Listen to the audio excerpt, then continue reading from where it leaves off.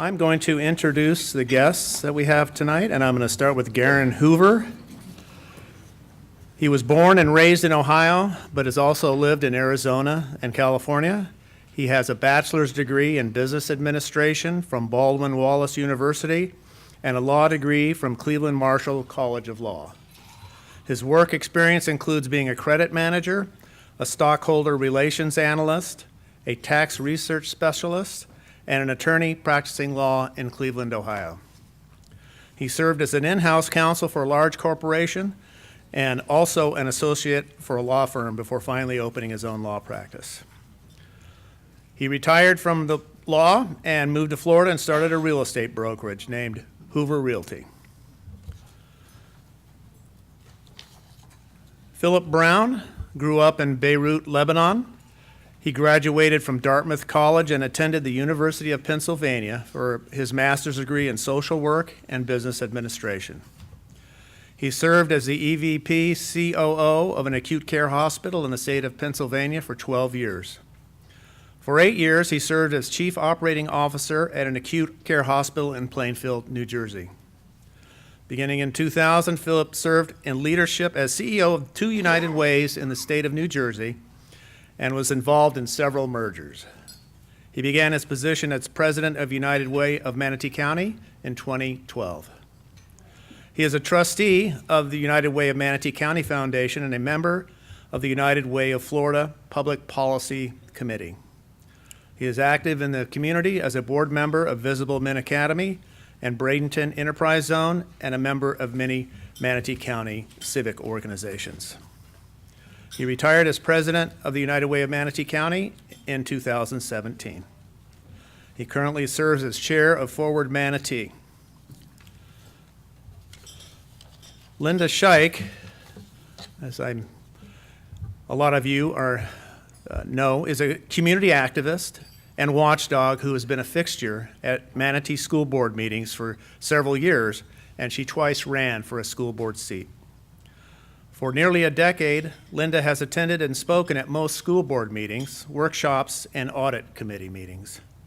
She has served on 4 school district committees: land and facilities, sales tax, budget, and superintendent search. When she ran in 2012 against the incumbent, she said, quote, "The district was hiding deficits and was about to implode financially," and just 6 weeks later, that proved to be true. For 20 years, Linda and her husband have owned and operated 5 equipment rental centers and 2 John Deere dealerships. She has been a federally licensed IRS enrolled agent, has forensic accounting experience, and has taught school for the IRS at a local college. Dr. Diana Green, as I'm sure everyone here knows, is superintendent of the Manatee County Public School System. She was sworn in on May 22nd, 2015, and has improved the district's academic and financial standing and public perception. Her tenure has resulted in the rise of the Manatee District's school accountability scores. The district's graduation rate rose 5.6% during the 2015-16 school year and is now 2.8% higher than the statewide graduation rate. The Manatee District posted a 3rd straight balanced budget and met the state's fund balance requirement, which led the global credit rating leader Fitch Ratings to raise the financial outlook for the school district for the 2nd time in 2 years. The district posted a 3rd straight balanced The improved academic and financial performance of the school district played a big role in Manatee County voters approving a 15-year extension of a half-cent sales tax for the capital needs of the district. And now we will begin the program. Each side will have 16 minutes total. They will not just take 8 minutes apiece, and we will start with Mr. Hoover. Or I'm sorry, Ms. Scheich. You know, everyone supports quality education in Manatee County. The question is whether or not raising the taxes by $33 million per year is justified. You know, the taxpayers of Manatee County have been very generous with our school district. They have the largest budget in Manatee County. and yet they always have their hand out for more. It seems there's never enough money to satisfy the school coffers. Now let's look at additional funding afforded to the school district in the current year. At the present time, there is a sizable increase in funding from property taxes. Our homes are increasing in assessed value, and there's additional income due to new development. In the general fund, the district has $21 million additional cash available over last year. And the November budget amendment report shows that the district received an additional $2 million to account for the additional students. In spite of the school administration warning that they were facing a shortfall last fiscal period, they ended up with a surplus at year end of almost $9 million. Are you aware that our teachers just got a retroactive raise of 3% in November, including a 1-month pass on health insurance premiums, and it's hitting their paychecks this week? What's so disappointing is that the school district seems to be averse to giving the public an accurate accounting of the funds previously awarded. We seem to be plagued with poor management decisions and inaccurate or incomplete information. The district has promised a finance committee to make it appear that they will be answering the public for the new millage tax. I have served on several of these committees, and I can attest that they do little. The celebrity names seldom, if often, ever show up, and only a few of the members actually come to the meeting having reviewed the information provided. Let's look at the history of the sales tax monies. The district made a promise in writing. I have the promise here. To the taxpayers that what they would accomplish with the additional $30 million per year. I served on the sales tax committee, and when we reported to the school board that the district had not kept even one of their promises, the reaction was they shut down the committee. And since that time, there has been no accounting of the sales tax revenue. 5 years, almost $150 million not accounted for. Why did the board not see the need to account for this? During the same time, they made the decisions to stop collecting impact fees from the developers. They said they had plenty of money and didn't need it. They gave up almost $60 million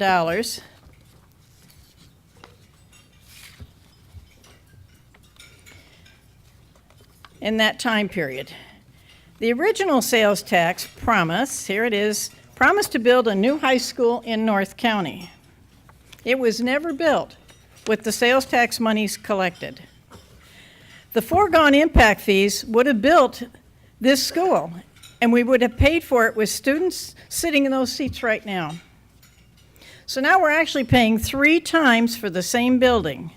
The sales tax money's not used, the impact fees turned down, and they're just now starting construction on it, but saddling the district with debt that would be a burden for years. In response to my exposing the fraud of the sales tax monies, the district has countered that this new millage will be an ironclad commitment. It's in one of their brochures here, ironclad. Does the change in terminology convince you that things will be different? Past performance is indicative of future results. When the district made their pitch for renewal of the sales tax money, we saw these same people try to make a deal with the developers. They offered the developers a 50% discount in impact fees for the next 15 years if they would help get the sales tax passed. This is $150 million that they were willing to give up. But there was such a public outcry against this move that they abandoned the proposal. But what you're probably not aware of is that immediately after the sales tax was approved, the board paid approximately $30,000 to have a new impact fee study, which afforded the developers a discounted impact fee schedule.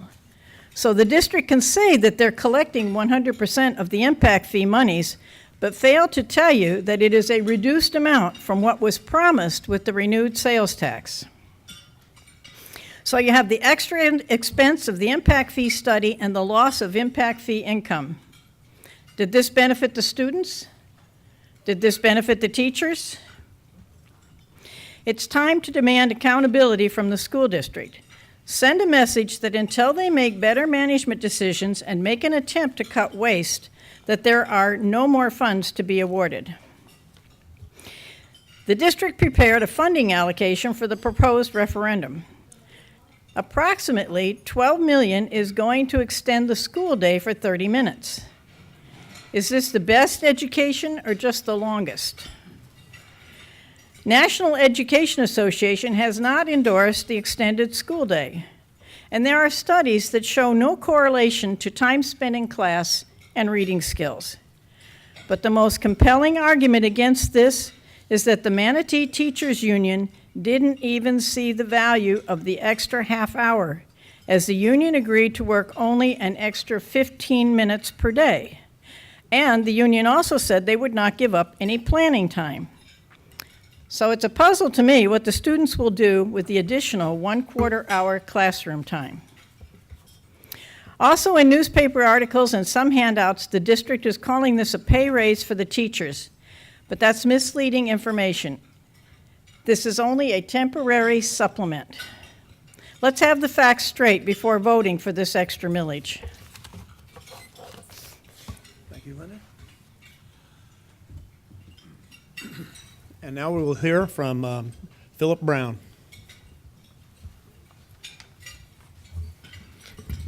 For those of you that have heard me speak before, I actually wrote this down so I would stay within my time frame. So thank you. You've just heard from Linda a lot about our history. I want to talk to you about our future. I'm here today because I care about this community, my community. I'm not a politician nor a CPA. I ran the United Way of Manatee County and retired and now find myself in the middle of this debate. Here's what I know for sure. We can talk about politics, special elections, and balancing checkbooks all day, but it doesn't put teachers in the classroom nor provide our students with more instructional time. And it doesn't add to career preparation. We need to keep our teachers and help our students. It's time we elevate the conversation from politics to students. From whether we should have a special election to whether we should support our teachers. The special election is happening. Lingering in the debate does no good. Let's move on to the question of whether it's best for our community. And here are the facts. Teachers are leaving for neighboring counties. Students are being taught by substitutes. Parents are waiting at bus stops for hours. The problems only get worse by waiting. It boils down to whether we want to support education and the future of our community, and not whether we want to punish people with whom we disagree. Neither the superintendent nor board members get any of this money. Voting no solves nothing. The teacher shortage is a national crisis, and it's going to be more acute here because we can't compete. This is a market law of supply and demand, not a political question. Corporations have to increase wages when supply is low and demand is high. The school district is no different. As the largest employer in Manatee County, the district has to pay competitive wages to keep quality people in front of our students. The 1 mil tax is the only way to do it. We currently have over 200 vacancies of teachers and support staff. We can't fill them unless we increase pay. We can argue all we want about school board decisions or previous financial challenges, but they don't solve the problem. The reality is the district's last 4 audits say they are in good shape, and their credit rating has steadily improved. Longtime school fiscal consultant Jim Hamilton recently reported, quote, "You dug out of the hole," which indicates that along the way, some significant fiscal responsibility has been exercised and costs have been cut to rebalance the budget, close quote. The ballot language makes it perfectly clear how the money will be spent, and they put together a citizens committee to make sure it's done right. Sarasota students get 1 full year more than our students during their K-12 careers. That is blatantly unfair. Our students deserve just as much as their students. Our employers are desperately seeking people to fill positions with skills where they have no candidates. Let us expand career preparation so we can create future employees right here in Manatee County. Don't let the perfect be the enemy of the good. Let's not dwell on the past. Let's do what's right and not let our emotions or politics get in the way. Vote yes. Keep our teachers, help our students. And I'll yield the balance of my time to Dr. Green. Now we will hear from Garen Hoover.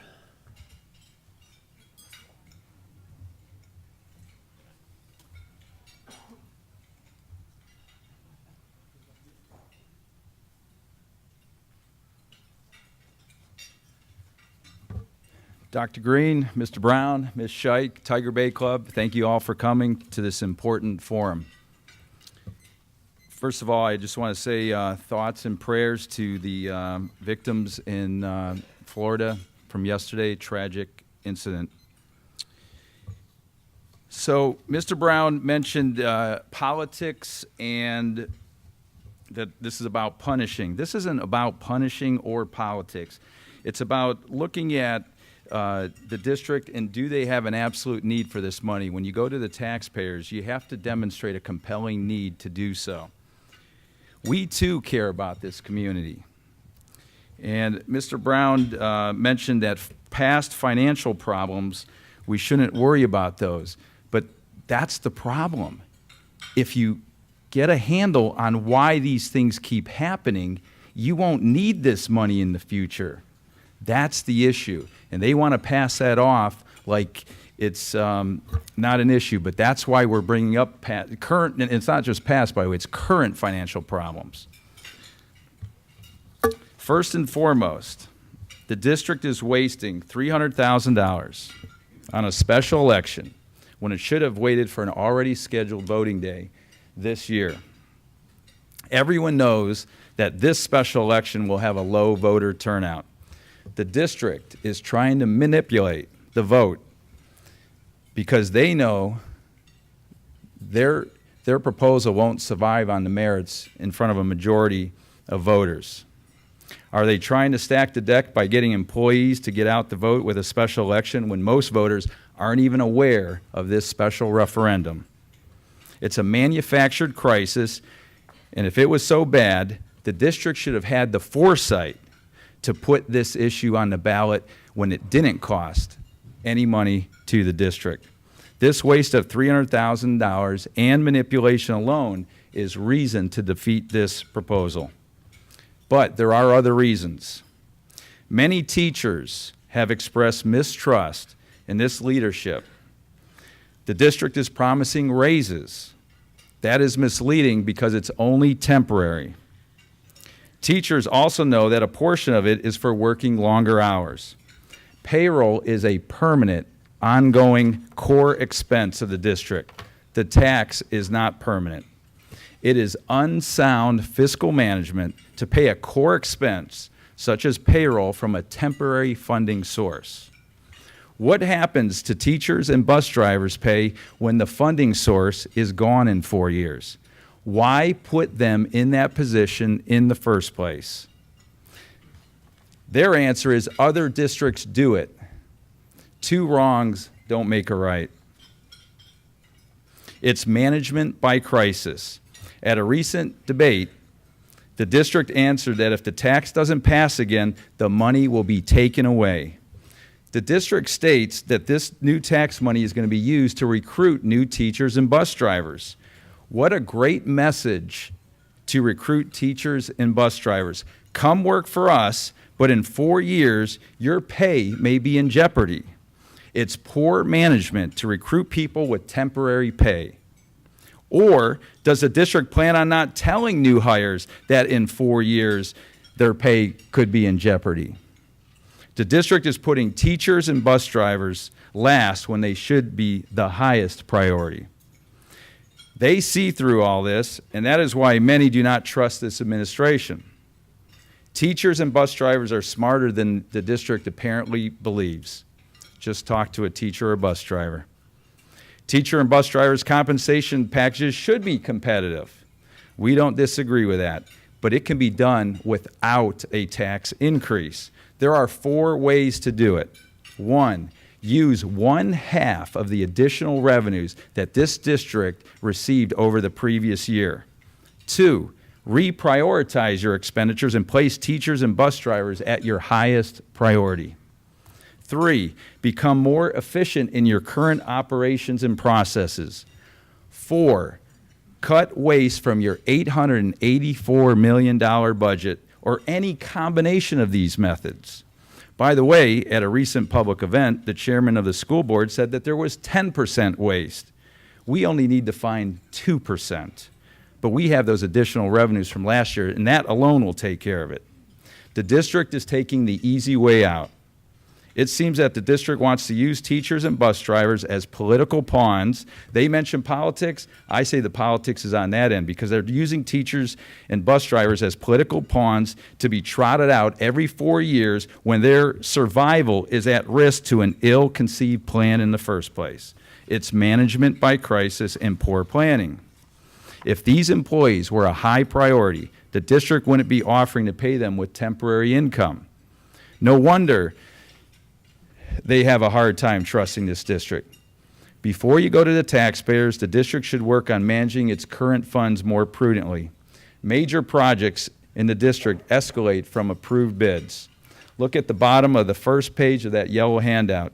You'll see Bashal Elementary, May 2015, started out approved bid at $8.9 million. 1 year later, it jumped to $14.6 million, 64% increase.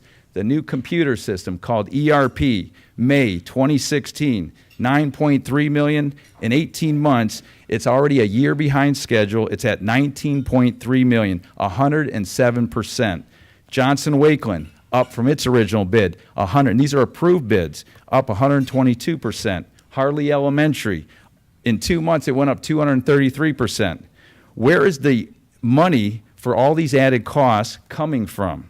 Either the district didn't have the foresight to plan correctly in the first place, which is incompetence, or the district is being taken advantage of, which is financial imprudence. Now, the district may have an answer to this, but I'm going to ask you to use reason, logic, and common sense. Listen very closely, because these are things that you can know up front. When you're planning for a large organization, you don't need to have change orders come in after the fact. Either for example, the ERP system, they didn't include MTC Technical College in the original bid. That came later, but that didn't make up the $10 million. That was only about $3.5 million of that amount. There's a lot of mistrust in this district. In November 2017, it was disclosed that a school district bank account with millions of dollars flowing in and out of it had not been reconciled in the previous 11 months. The superintendent neglected to keep the board in public, fully informed along the way. Instead, board members were shocked when it was brought to their attention. Thereafter, it became public that the chief financial officer of this district resigned, but the superintendent failed to disclose this resignation to the board at the next day's board meeting. Lack of communication is an ongoing problem with this day-to-day management style. At a recent debate, Dr. Green stated that that they have teacher exit interviews. We had submitted 3 weeks ago a public records request for teacher exit interviews, and the answer from the district was, quote, and I have it right here, no documentation exists regarding exit interviews. Again, mistrust is created when things like this happen. Now, they're going to probably tell you, because I did get some form of a document just the other day, but the point is they've been using these stats for months now, and they're going to try and say that they just came across this information the other day. It's not credible. Don't believe it. Finally, the district diverted potential dropouts to an online program called Smart Horizons. The district did this because each student diverted was not counted in the dropout rates for Manatee schools. In the state of Florida, Manatee was #1 in abusing this program. The state legislature recognized the abuse of this program and now requires all diverted students to be counted in your dropout numbers because they weren't before. Manatee's number was more than 5 times the average of all the other districts in the state of Florida that engaged in this practice. While the state of Florida graduation rate went up, Manatee's graduation rate went down. Our graduation rate can no longer be artificially inflated. The district has been taking the easy way out instead of teaching these students. To sum up, Manatee residents, including those on fixed incomes and those in affordable housing, have already endured many tax issues on the ballot in the last few years. Each dollar the district wastes hurts our students. We should not vote to allocate more money when the current tax money is being wasted. The district has not justified an immediate or compelling need for $33 million per year.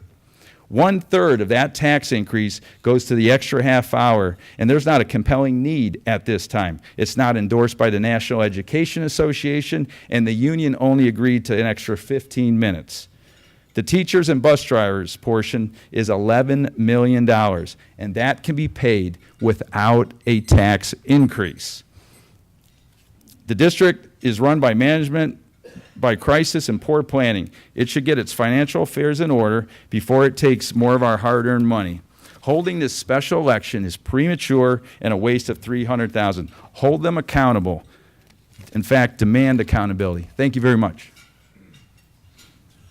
And now Dr. Green. Thank you.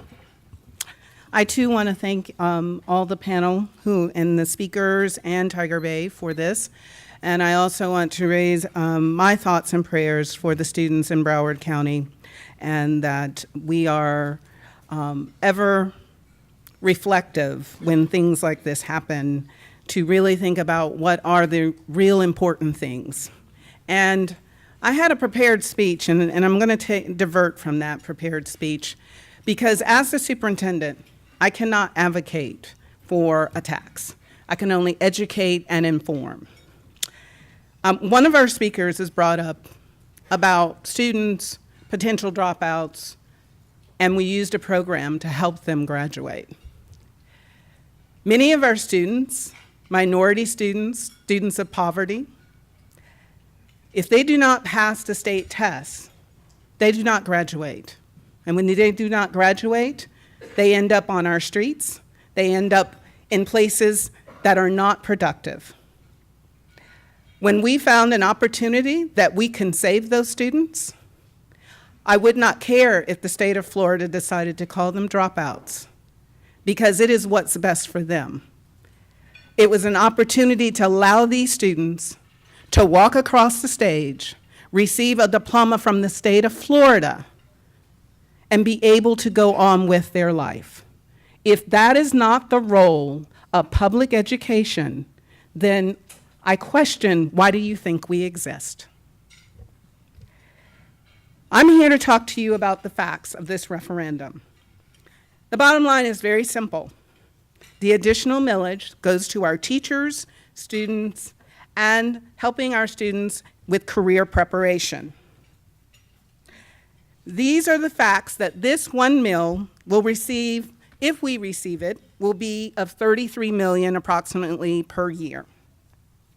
It has been said that we are receiving increases locally, and that is true.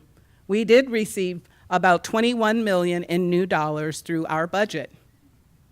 Sarasota received about $40 million through their budget, without including the one mill. Even when we receive increases, our surrounding districts receive those similar increases. The difference between Sarasota and Manatee is that Sarasota has a one mill. The one mill for Sarasota produces about $53 million additional dollars. Sarasota, who has about 7,000 students less than we do, actually earns over $100 million more dollars to educate their students than we have in Manatee County. The demographics between Manatee County and Sarasota, for us, we have almost 15,000 students of poverty out of our 49,000 students. Sarasota has less than 7,000 students of poverty out of their close to 45,000 students. The struggle is very real for our teachers. And when our students do not have a high-quality teacher standing in front of them, they have to be taught by a substitute. We are very proud of our substitutes, but many times our students are seeing different substitutes on different days of the week. That does not add value to their education. By adding an additional 30 minutes to the school day, it allows our students more of an opportunity to have a well-rounded education. We value the arts. We value physical education. We value many of the services that we offer our students. And by extending that time, our students have access to more performing arts, more physical education, more content for whatever their needs are. This is about supply and demand. Many of our teachers are leaving, and we wanted to find out just before our school year started how many are leaving. So yes, I asked the principals, I need you to do an exit interview. I need you to find out why are they leaving. And so starting July 1, 2017, they asked. And what we found out for the majority of our teachers, it was about pay. It was about they could receive more competitive pay in Sarasota or Pinellas or any other type of employment and yet remain in Manatee County. So the bottom line is we have to be able to compete with our surrounding counties. It will not matter whether we continue to grow our fund balance if we cannot attract and retain our teachers. We ended the 2017 school year with a $25 million fund balance, with over $18 million being for unassigned, which equates to a 4.9% fund balance. The state requires 3%. We have had trouble in the past. We have warts, and we live with those warts each day. And we work to have them removed. But as a school district, we do not survive without our community. And I want to say how proud I have been of Manatee County. Today, we have law enforcement at our schools. When I called Sheriff Wells, when I called Chief Bevan, they did not say no to me because of my concern. That means Manatee County cares about their children. When I make decisions, whether it's the superintendent or the school board, on a good day, 50% of the people agree with the decision we've made. I hope March 20th will be a good day. Thank you.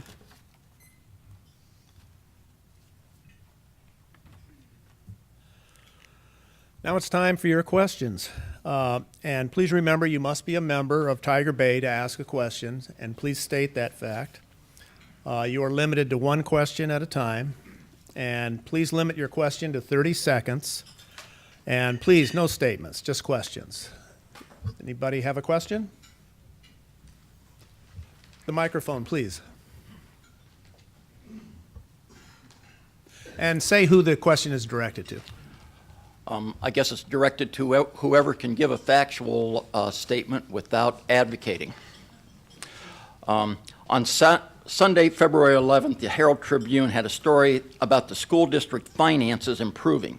In that same article, school board president, Dr. Scott Hopes, a PhD in business administration and a very successful businessman, indicated we need to first try to achieve our goals at current funding levels.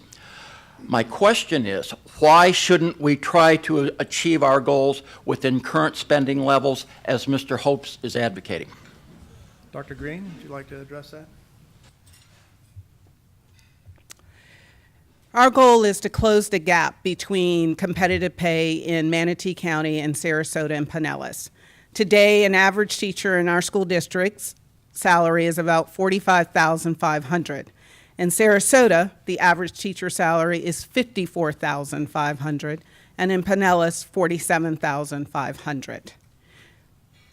We may be able to support that for 1 year, but we could not support a continuous pay increase to close the gap in Sarasota without an additional 1 mil. Just as Sarasota had, as I stated, when we get state increases, so does Sarasota. And on Sarasota's flyer, they continue to point out that 13% of teacher salaries is tied to that referendum 1 mil.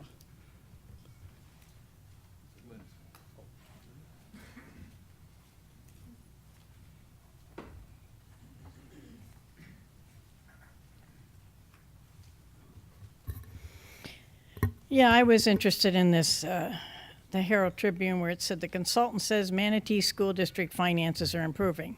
Yes, they're improving. But I know the history of the district. Most of these improvements were done by Rick Mills. Rick Mills came in facing a $23 million deficit. In that same year, he gave the teachers a 2% raise. The next year, he gave them another raise, and he had taken that $23 million deficit and made it a $17 million surplus.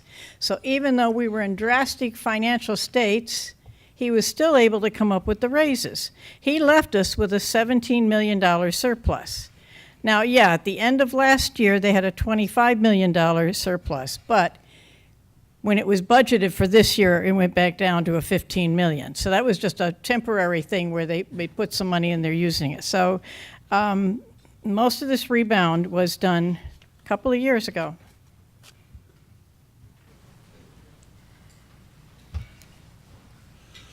Please state your name and whether you're a member. Yeah, Sandy Piper, and yes, I am a member. Mr. Hoover, I'm going to direct this towards you.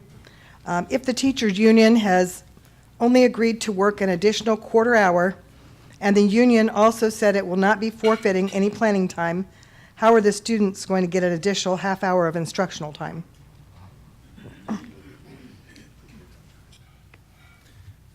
Well, I think that's a more appropriate question for Dr. Green, but I do find that interesting. How do you get the teachers? The union says they aren't giving up any planning time, but the other day at the debate, Dr. Green indicated they were, so there's a little bit of a contradiction there.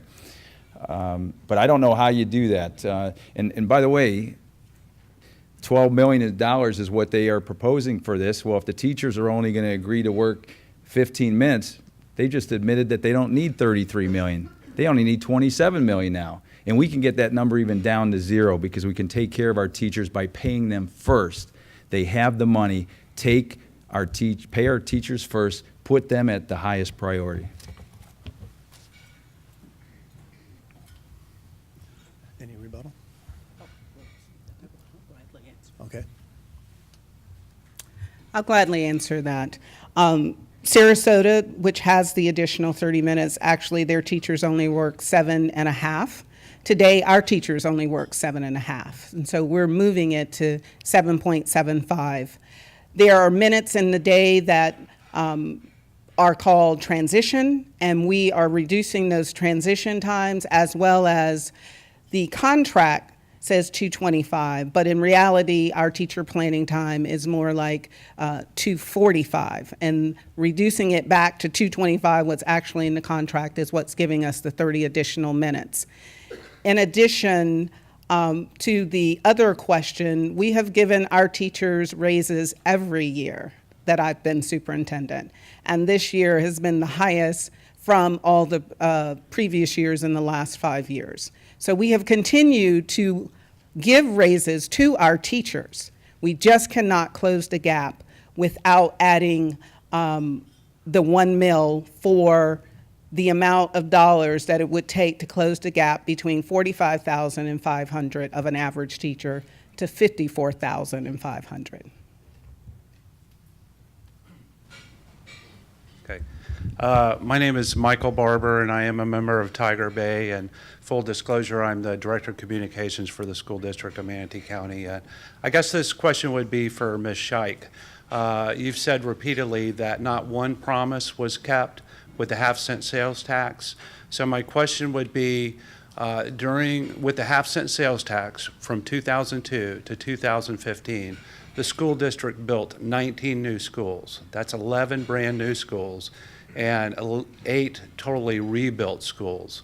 Now, anybody who remembers the old MTI or remembers the old King Middle School or has seen the new Braden River High School or Hale Middle School or Nolan Middle School recognizes the impact that has had on our community. Wouldn't what was accomplished with the half-cent sales tax be an example of what the school district can do when the community supports it with additional funds?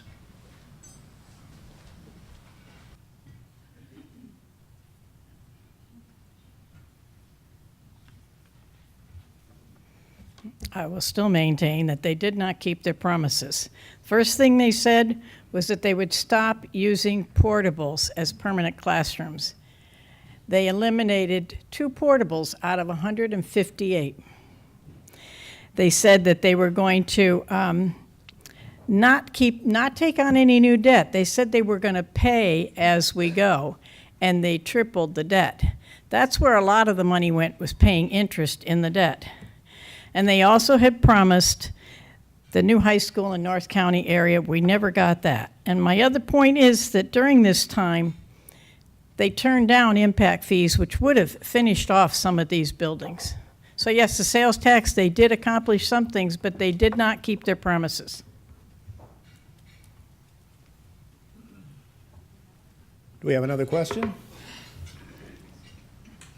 Jim Whitman, and I am a long-term Manatee Tiger Bay member. I didn't go to law school. If I had, I would know better than to ask a question I don't know the answer to. But I'm not an attorney, so I'm going to do that because I'm very interested. As a corollary with the incredible increase in college expenses over the past 20 years, what we found is the number of professors and classroom teachers has stayed the same, or is the same relative to the number of students. But the number of administrators and the cost of administration has doubled. So my question that I don't know the answer to is, what is the ratio between classroom teaching and administration, and what is the financial trend, what is the trend of that over time, if anyone knows? Thank you. Dr. Green?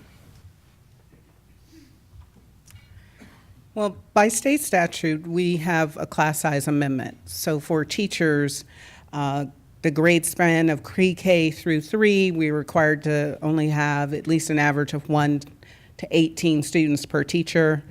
For grades 4 through 8, that is 1 to 22. In high school, that is 1 to 25. As it relates to administrators, our administrative costs, right, the last data point on the Florida Department of Education is $574. That means we are spending $574 per capita for administration. We are ranked 48th out of the 67 districts. Therefore, we're pretty much in the bottom quarter of administrative costs. In 2011, our administrative cost was $610. So we have moved that needle of administrative costs. And in our school district, school secretaries are considered under administrative costs. So we have not increased our school-based administrators, only improving the quality of service as it relates to discipline. We have added an assistant principal of discipline to some of our schools that have that need. Another question? Yes, and this is probably going to be for Dr. Green, but if I'm wrong, whoever. Because an employee of the payroll department released all the employee W-2s to an unknown hacker, I was just wondering what this is costing the district in credit protection insurance and legal fees, and also what the possibility is of potential lawsuits. I heard something about maybe a class action lawsuit in regard to that.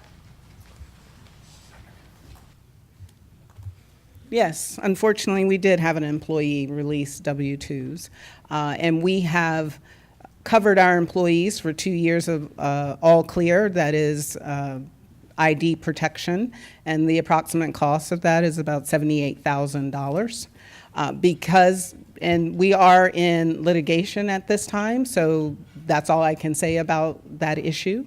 But we have worked diligently to ensure that we are protecting our employees. Immediately after that, we employed our insurance, and through our insurance, they have provided this support for our employees.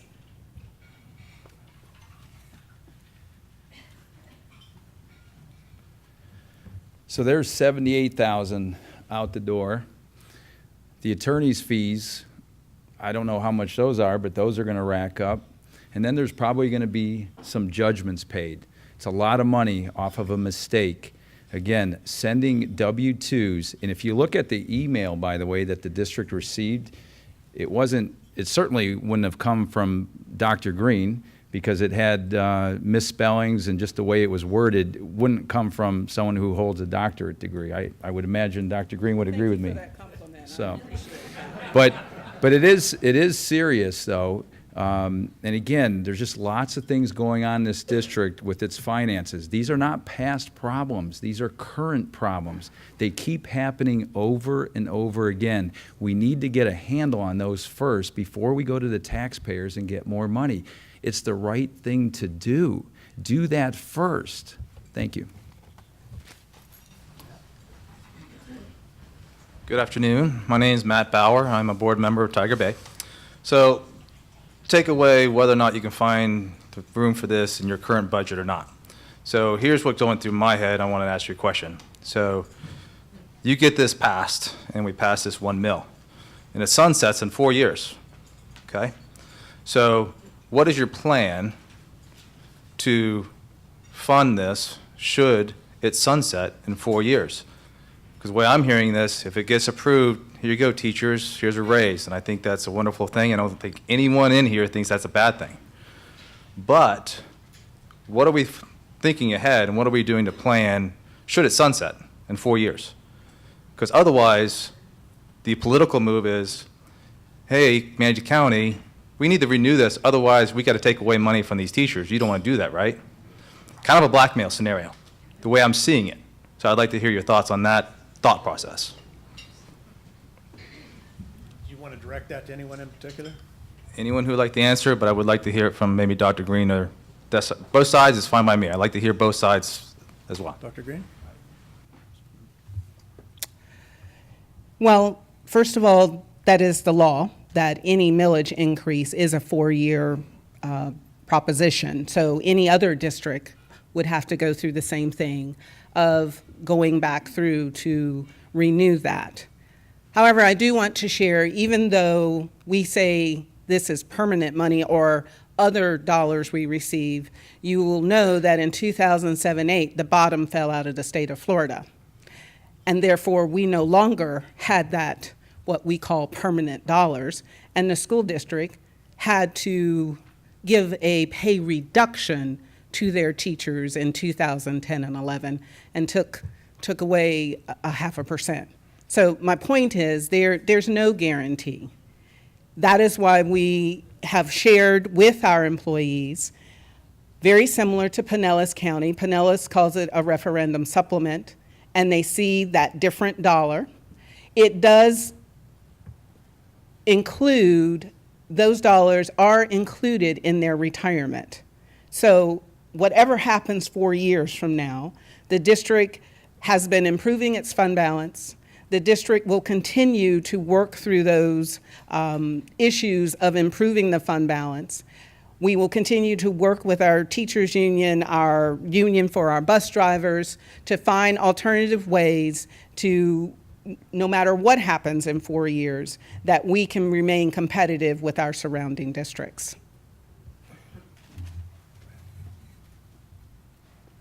Is it 1 o'clock yet? So what I just heard, and I hope you heard it too, if the state can take it away, so can we, and oh well. That is not a way to pay teachers. You don't take a core expense, such as payroll, and pay it with a temporary funding source. It's unsound fiscal management. They have the money right now. We're talking $11 million. They can do it. She admitted that they have $23 additional million from the previous year. Where did that money go? Just use 1/2 of that and you've taken care of our teachers and bus drivers without holding them hostage in 4 years. And again, I said it before, what a way to recruit teachers. Come work for our district. And by the way, that's what they keep saying, why they need this money. Come work for our district, but guess what? In 4 years, your pay will be in jeopardy. It's not a way to conduct business. It lacks planning. It's management by crisis. Pay the teachers now. I've told you 4 ways it can be done. It can be done without a tax increase. It's very simple.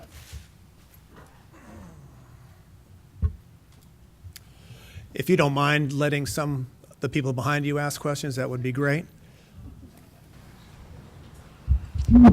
Hi, Christina Pitchford, Suncoast Homes and Dreams. I believe I'm allowed to ask a question since Are you a I'm member? corporate member with the Yes. Realtor Association of Sarasota and Manatee. I'm the current chair of public policy and the 2018 secretary for the Board of Realtors. I wanted to know, I know I'm also a parent of 3, and I know adults like to talk for children a lot of the time, but I wanted to know what the students' feedback is about the referendum, and also if this does not pass, will you reach out to us and let us know how we can mobilize and help the school system see the improvements that it needs through our 6,000 plus members? That sounds like a question for you, Dr. Green.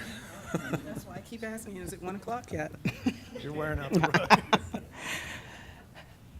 I think you had 2 questions. Our schools, our students do know what's happening with the referendum. They understand, we have 12 schools that are extended hour schools now. So for many of our students, the additional 30 minutes is they're currently doing that today. For our high school students, for them, it gives them opportunity for many of the certifications that they are working on, that they'll now have more time, as well as for courses such as math and ELA, which is English Language Arts. It is giving them more opportunity to receive support from their teacher. The part of the referendum that we rarely talk about is the STEM initiative, that we will go in and revamp all of our science labs in our high schools, which have not been touched since the 1980s, as well as ensuring that students who are taking those advanced courses that are at the college level, that they'll have also support. We provide a lot of support for our struggling students, but we also now need to step up and provide support for those students who are accelerating and may need a little support from tutoring. We want to ensure those students, especially students who are right there on the cusp, that they just don't know they can do it, that we want to help them get that support and show them you can take an AP course, you can take IB and ACE, and you can be successful. Thank you.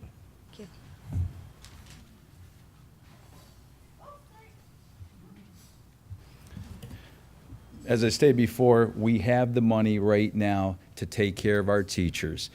Or, again, 1/2 of that 23 million of additional money, or cut 2%. We don't even need to cut 10%, even though I think we should if the waste exists. 2% will take care of our teachers and bus drivers and our program. That's the way to do it.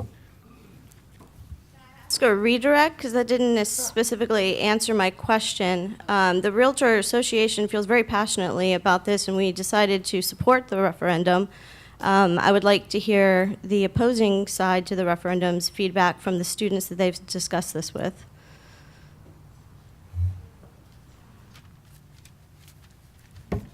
I have not discussed these important million-dollar issues with any students.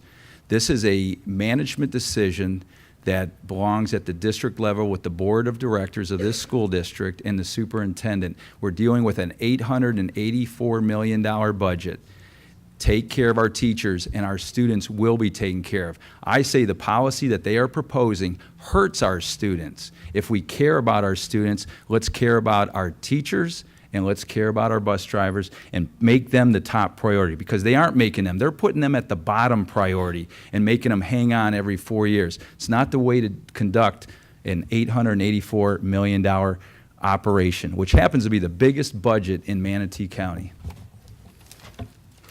I'm sorry, I have to correct that statement. We continue to hear an $888 million budget, which is true.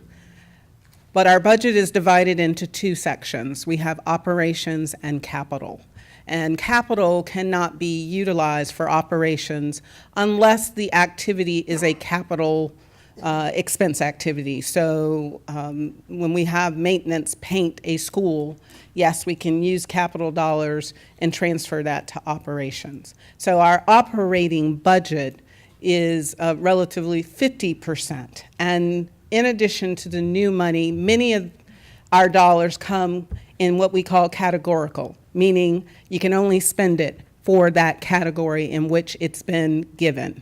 So it isn't as easy as you just have this amount of money, therefore you should put your teachers and bus drivers first, which, by the way, we do. They are the first employees that we staff and ensure that we present to our school board as to these are our staffing needs, and we do it prior to even having a budget.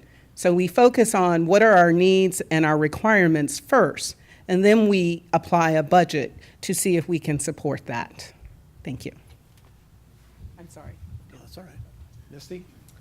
Thank you. Good afternoon. I'm Misty Servia. I am a Tiger Bay member. I'm also a public school mom, and so good schools are very, very important to me, but I'm also a businesswoman, and I can tell you from an economic development perspective, good schools and crime are the two big issues that make our community move forward or hold it back.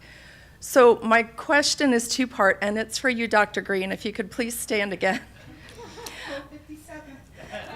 So, if the mill passes, how long do you think it will take for Manatee County to be on par with Sarasota and Pinellas? And if it passes, what is our next biggest challenge? What are we tackling next? Because this isn't the thing that saves us all. I want to know where we're going in the future. Again, no, this is not the silver bullet. For some positions, no, it does not close the gap. And for other positions, it does. Our next biggest challenge is already here. That challenge is mental health. Mental health issues for students are very real. As a school district, we have a mental health school called Sable, and it has an extensive waiting list for students who need these services. You may have read that our state budget for school security and safety has been stagnant, yet our costs to ensure that we have SROs at our schools continue to rise, and today we still do not have enough SROs to cover all of our elementary schools. We have SROs at all of our middle and all of our high schools, and our SROs sort of rotate between our elementaries. We have 7 SROs that support 31 elementary schools, and that does not even include the charter schools. So the issues that are here are related to mental health and safety and security, and those are pieces of the school district has to have major concerns, and it's not, those things are actually what we call wraparound services, which aren't actually teaching in the classroom. But those issues are exacerbated when we do not have teachers in every single classroom, and we have substitutes.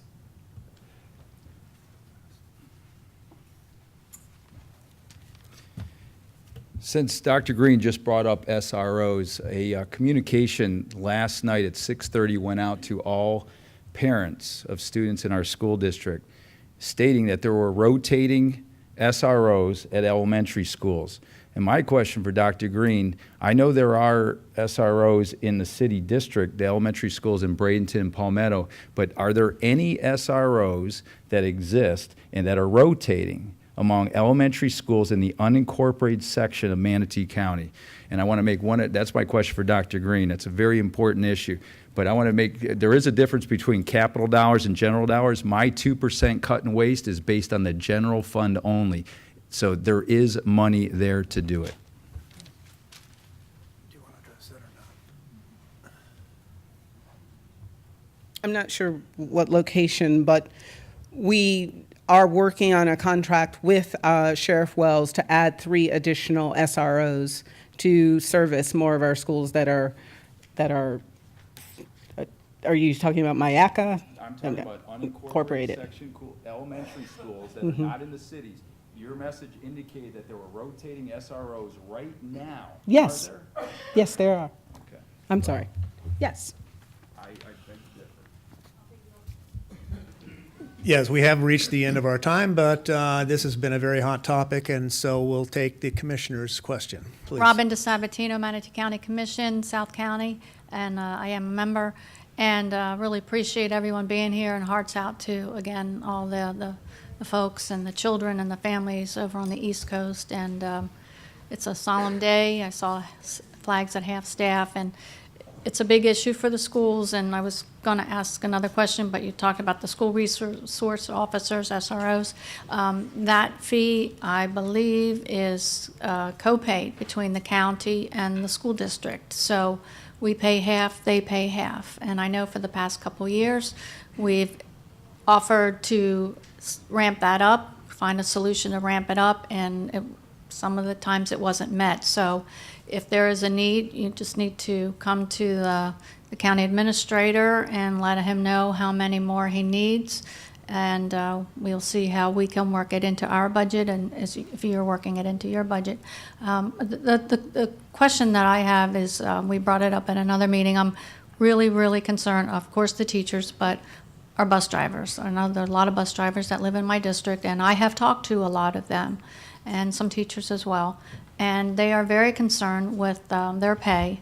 Been there, a lot of them, I went to a longevity banquet last year, and some of them have been there 20-some years, and their pay is not that great. And I know that you're working on getting them to the next levels and so forth, but the salaries are very, very low. It's not a really good standard of living, and so I'm really worried about keeping them, because if we can't get the children to school on time, then they're missing first period, and so if you're adding on to the end of the day, we're missing the beginning of the day. So I think at any given time, maybe 15% of the kids can't get to school on time, and then they're standing on the street corner. The parents have to get to work, and that's a situation. So I'm wondering, in this new budget, I know there's, I think, like 11 million in that category for the bus drivers and so forth. Just wondering if there's any plans to increase that and make sure that the people get to the next level on time, because so many at any given day are calling in sick. And the thing that they addressed to me when I was meeting with them is a lot of them are not in support of increasing the millage on their property taxes. If they own property, they believe, they did some calculations, that the increase in their property taxes will be more than the salary increase that they're going to get. So they're really shooting themselves in the foot if they vote to tax themselves more than they're going to bring in. And so that was a really profound question that they had asked me. So that's... Was there a question there? So... I'm not sure there was.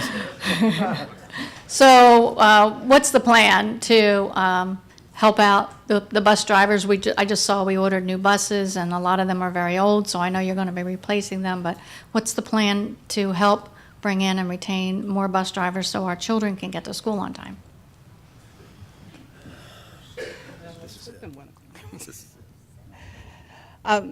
Yes, the bus drivers are part of that referendum, as well as we have reached a tentative agreement with our ASME union, which bus drivers are a part of that, and they will vote on Saturday.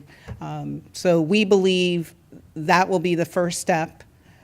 Again, in the plan, they are outside the 11 million, so it would be about $1 per hour. Most of our bus drivers already work 8 hours, so their increase would be an average of $1,900. And for someone who owns a home that the assessment value is $250,000 minus homestead exemption, that would be $200. It would be about $17 a month, or $200.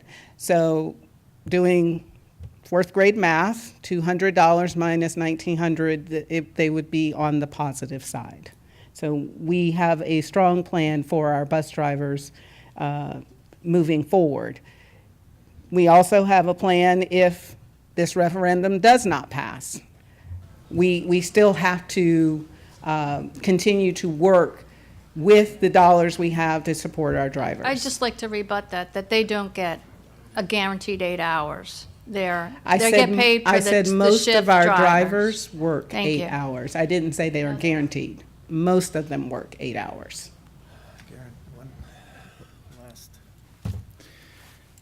By the way, my 11 million figure does include the bus drivers. This is from the school district, and I'll read it to you exactly. The supplemental pay for teachers is 9.5 million and 1.6 million for the bus drivers. So my 11 million covers those. That's why it can be done. But the bus driver union, by the way, is the only group in this district that still has yet to endorse this referendum. And by the way, she mentioned a tentative agreement. That vote's coming Saturday. The union, this is for pay that goes back to last August. No wonder why our bus drivers don't like working for this district. They're waiting until now to even determine what their pay is from the beginning. But again, it covers the bus district. Put people first. Put our school teachers first and put our bus drivers first. And we respectfully ask you to vote no on this referendum. Thank you very much. Well, I apologize we didn't get to all the questions, and I'm sorry, David, we're out of time. No, and I apologize to you since we didn't get to you. But we've got to move on, and Misty is going to announce the Tiger by the Tail Award for the best question today. Thank you. And it is our pleasure to always award someone the most engaging question, someone who makes us think the most. And today it goes to someone who also had the most questions, and that's Sandy Piper. Did she leave? Okay, so we'll make sure that she gets our coveted Tiger button. Thank you. Our thanks to all the speakers. And I just have a couple of quick announcements. Remember, Pier 22 provides complimentary valet parking. Our next luncheon is Thursday, March 15th, and it's on the flyover. We will have Bradenton City Councilman Harold Byrd, David Hutchison of the MPO, and FDOT Secretary L.K. Nandam. For membership information, please go to our website, manateetigerbay.org. And members and guests, if you know someone who might be interested in an upcoming topic, please invite them as your guest. And our thanks to Charles Clapsaddle and the METV crew for taping and broadcasting our forum. Thank you, one and all.